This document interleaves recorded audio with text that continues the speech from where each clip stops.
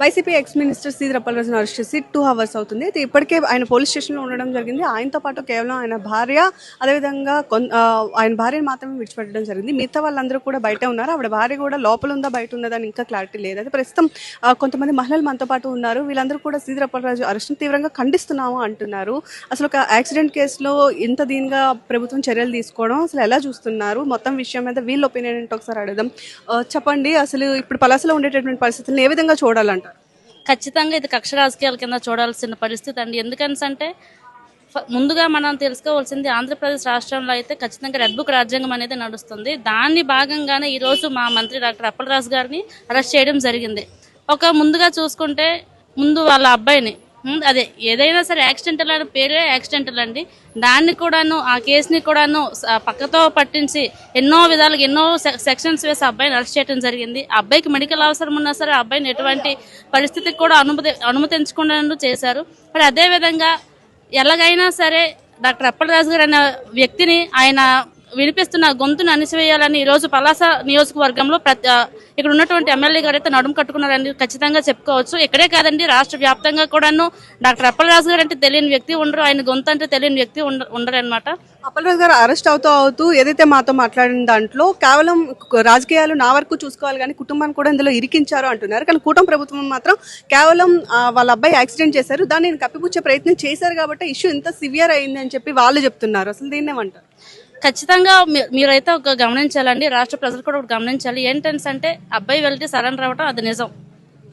ఎక్కడ కూడాను వాళ్ళు తప్పు చేయడం అనేది యాక్సిడెంటల్ కేసు అనేది యాక్సిడెంటల్ అండి. ఎక్కడ కూడాను వాళ్ళ వెనుకంజ అయితే వెయ్యలేదు. కుటుంబం వరకు తీసుకురావడం అనేది చాలా తప్పండి. ఈ ధోరణి అయితే ఖచ్చితంగా ఆపాలి. ఎందుకంటే ఇక్కడ చేసింది ఒకళ్ళు, తప్పు చేసింది ఒకళ్ళు. ఖచ్చితంగా అండి, హత్య కేసు అబ్బాయి కావాల్సి చేశారని, యాక్సిడెంటల్ కాదని, అబ్బాయి కావాల్సి మర్డర్ చేశాడని మర్డర్ కేసు పెట్టడం జరిగిందండి. దీని అంతటి కూడాను ప్రజలందరూ గమనిస్తున్నారు, పలాస ప్రజలు గమనిస్తున్నారు, రాష్ట్ర వ్యాప్తంగా ప్రతి ఒక్కరు కూడా గమనిస్తున్నారు. మా నాయకుడు కూడాను ఎప్పుడు కూడా చెప్పే ఒక మంచి మాట నేను చెప్పగలండి, ఒక బంతిని ఎంత బలవంతం మనం కిందకేసి కొడతామో ఖచ్చితంగా అదే వేగంతో పైకి వస్తుందని ఇక్కడ ఉన్నటువంటి పలాస నియోజకవర్గ ప్రజలందరూ కూడాను, అదేవిధంగా రాష్ట్ర వ్యాప్తంగా ఉన్నటువంటి ప్రతి ఒక్కరు కూడాను చెప్పడం జరుగుతుంది. మా నాయకుడు చేసిన తప్పు లేదు, ఖచ్చితంగా మా నాయకుడు ఏ తప్పు చేయకుండా సామాన్యుడిగా బయటకు వస్తారు, ఖచ్చితంగా జరుగుతుంది. ఇదే మళ్ళీ ఈ నియోజకవర్గంలో ఖచ్చితంగా వస్తున్నటువంటి ఎన్నికల్లో మా డాక్టర్ అప్పలరాజు గారు గెలుస్తారు. ఖచ్చితంగా మళ్ళీ మంత్రి చేసుకునే అవకాశం కూడా మేము ఇస్తున్నామండి. దీని మొత్తాన్ని చూసుకుంటే ఇది కేవలం రాజకీయ కక్షలాగా కనిపిస్తుంది. కానీ ఇదైతే యాక్సిడెంట్లు ఎన్నో జరుగుతాయి, కానీ యాక్సిడెంట్ కేసుని యాక్సిడెంట్గా చూడాలి.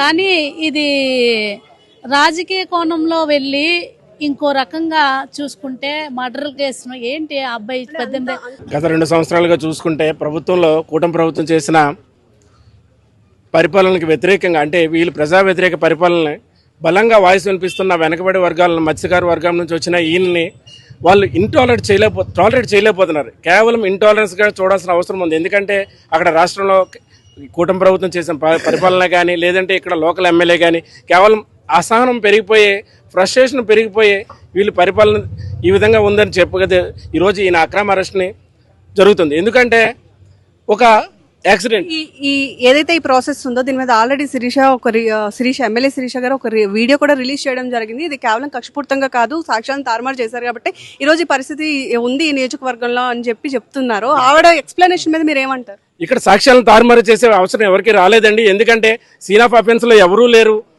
ఆ రోజు అక్కడ జరిగిన ఆయనే పోలీసులకు ఇన్ఫార్మ్ చేశారు, 108 అంబులెన్స్ కూడా ఆయన ఇన్ఫార్మ్ చేశారు. ఈరోజు కక్షపూర్తిగా, ఎందుకంటే ఒక కల్పబుల్ హోమిసైడ్ అనేది ఒక ఉద్దేశపూర్వకంగా చేసే ఒక హత్య.